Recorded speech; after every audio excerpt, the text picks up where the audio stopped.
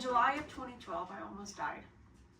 After a routine hysterectomy, I began to hemorrhage. Nurses and doctors assured me it was normal. Hours passed, but the bleeding did not slow down. After passing out when I tried to stand, my doctor finally ordered blood tests. My numbers were so low they barely registered at all. A blood transfusion was ordered immediately. Over the next 12 hours, I received multiple bags of blood, and eventually the bleeding stopped. This terrifying situation made me all too aware of the importance of donating blood.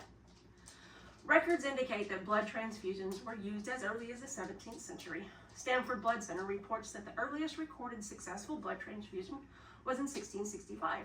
It wasn't until 1900 that Karl Landsteiner discovered that there are 3 different types of blood, A, B, and O.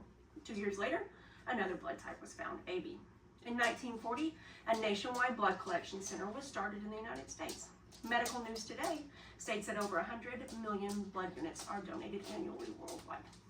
So where does all that blood go? Well, to people like me, for one. Surgical procedures are one of the leading causes of blood transfusions. Another cause would be serious injuries. A website called Giving Living gives a voice to many of the people whose lives were saved by blood transfusions. One such story was about a soldier named Earl. Earl was serving in Afghanistan and a roadside bomb hit the vehicle he was riding in. When Earl came to after the explosion, he realized that the other riders in his vehicle were dead and he was in bad shape. There was blood everywhere and his legs and feet were covered in it. A helicopter took him to Bagram Airfield where he went into surgery immediately. Earl woke up at one point and heard the doctors talking about amputating his leg. He went into shock and he passed out again.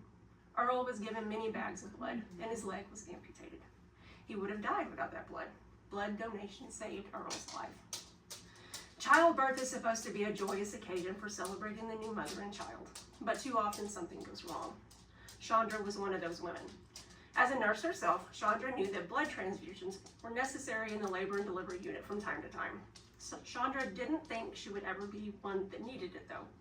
After 2 normal births, she expected her third to be the same. Unfortunately for Chandra, she was wrong.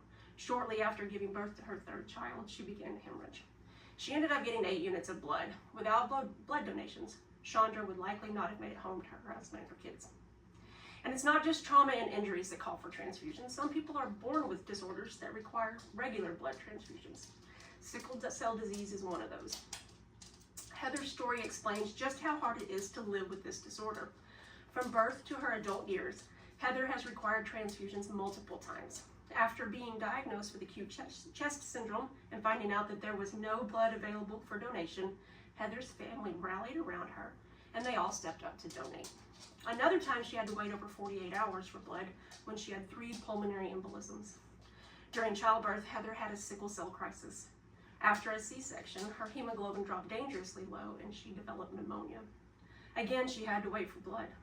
What most people don't know is that blood has a shelf life. Red blood cells can last up to 42 days. Plasma can last a year. Platelets last 5 to 7 days. And white blood cells only last 24 hours. This is why blood donation is critical. Donating blood has some benefits. As stated, blood transfusions save lives. 1 single donation can save up to 3 lives.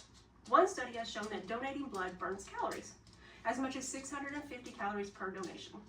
It has also been reported that it can reduce blood pressure in individuals with high blood pressure. There are even some mental health benefits that have been reported. The Mental Health Foundation says donating blood can reduce stress and negative feelings and provide a sense of belonging.